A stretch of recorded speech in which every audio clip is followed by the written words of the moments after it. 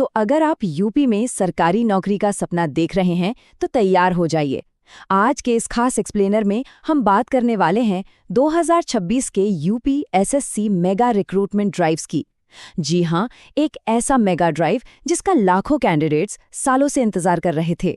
हम सीधा फैक्ट्स पर बात करेंगे और समझेंगे कि आखिर इस बार ऐसा क्या खास है। चलिए शुरू करते हैं।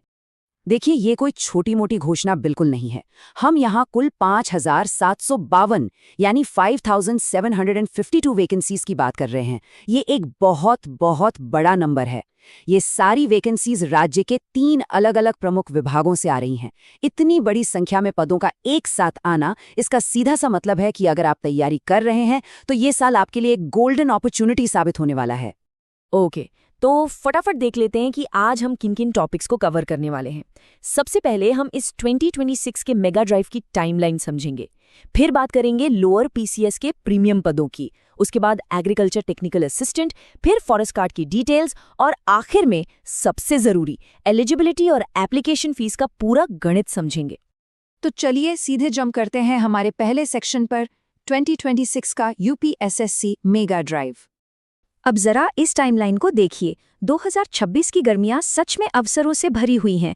22 मई 2026 को आपके एग्रीकल्चरल टेक्निकल असिस्टेंट यानी एजीटीए के फॉर्म खुल रहे हैं।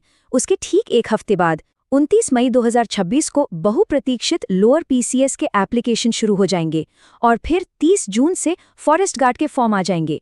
मतलब बैक टू बैक वैकेंसीज। अलग अलग क्वालिफिकेशन वाले कैंडिडेट्स के लिए लगातार मौके ही मौके हैं। अब बढ़ते हैं दूसरे सेक्शन की तरफ, जो शायद सबसे ज्यादा डिमांड में रहता है, लोअर पीसीएस की premium posts.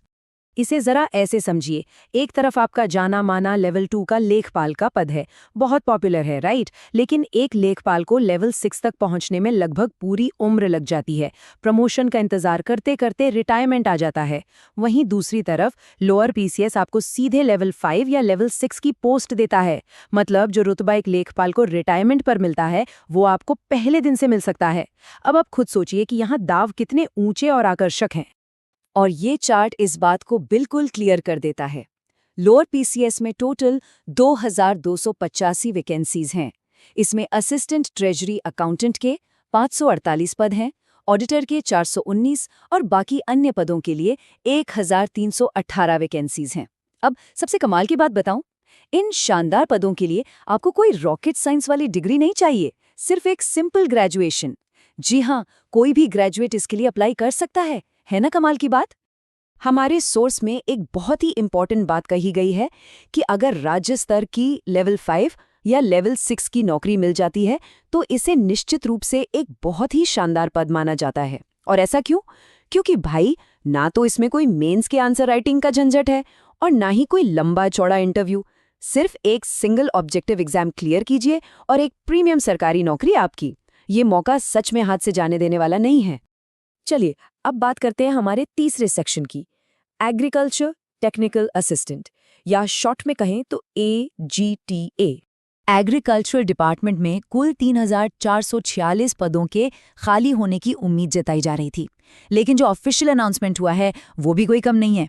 AGTA group C के तहत पूरे 2,759 पदों की घोषणा हो चुकी है। तो जो लोग एग्रीकल्चरल सेक्टर में स्पेशलाइज्ड हैं, उनके लिए ये एक बहुत ही सॉलिड और पॉजिटिव न्यूज़ है। पर हाँ, इन स्पेशल पोस्ट्स के लिए रिक्वायरमेंट्स थोड़ी स्ट्रिक्ट हैं। आपकी उम्र 21 से 40 साल के बीच होनी चाहिए और आप भारतीय नागरिक होने चाहिए। अब एजुकेशन की बात करें तो ग्रुप A के सीनियर टेक्निकल असिस्टेंट के लिए आपको MSc एग्रीकल्चर चाहिए, लेकिन ग्रुप C के टेक्निकल असिस्टेंट के लिए BSc एग्रीकल्चर काफ़ी है। और सैलरी लेवल 4 का पे मैट्रिक्स है 25,500 से 81,100 रुपए तक। मतलब फाइनेंशियली बहुत ही सिक्योर जॉब है। आगे बढ़ते हैं सेक्शन 4 पर, जो है फॉरेस्ट गार्ड भर्ती का पूरा डिटेल। तो फॉरेस्ट गार्ड के लिए बिल्कुल एग्जैक्ट 708 पदों की घोषणा की गई है। यहाँ एक डेट अपने दिमाग में सेट कर लीजिए, 20 जुलाई 2026। इस दिन एप्लीकेशन विंडो क्लोज हो जाएगी। तो अगर आप इसके लिए एलिजिबल हैं तो लास्ट मिनट के सर्वर क्रैश का इंतजार बिल्कुल मत कीजिएगा। अब जो चीज़ इस स्लाइड में सबसे इंटरेस्टिंग है वो है इसका फिजिकल क्राइटेरिया। सिर्फ 12वीं पास होना काफ़ी नहीं है, आपको फिजिकली भी एकदम फिट होना पड़ेगा।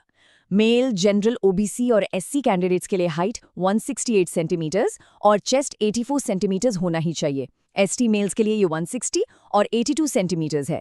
वहीं फीमेल जनरल, ओबीसी और एससी के लिए 152 सेंटीमीटर्स हाइट जरूरी है और एसटी फीमेल्स के लिए 147 सेंटीमीटर्स।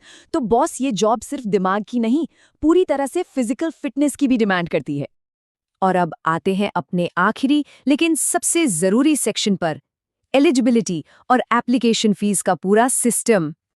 देखिए, यहाँ सबसे बड़ा और सबसे इम्पॉर्टेंट रूल ये है कि आपके पास यूपी ट्रिपल एससी पीईटी का वैलिड स्कोर होना ही चाहिए। ये पीईटी स्कोर ही 2026 की इन सभी भर्तियों का इकलौता गेटवे है। और एक बहुत दिलचस्प बात बताऊं, मुख्य परीक्षा के लिए शॉर्टलिस्टिंग अक्सर उम्मीद से कहीं ज्यादा होती है। कभी कभी तो आयोग टोटल वैकेंसीज के 45 गुना कैंडिडेट्स को मेंस के लिए बुला लेता है। तो अपने पीटी स्कोर को बिल्कुल भी अंडर एस्टिमेट मत कीजिएगा।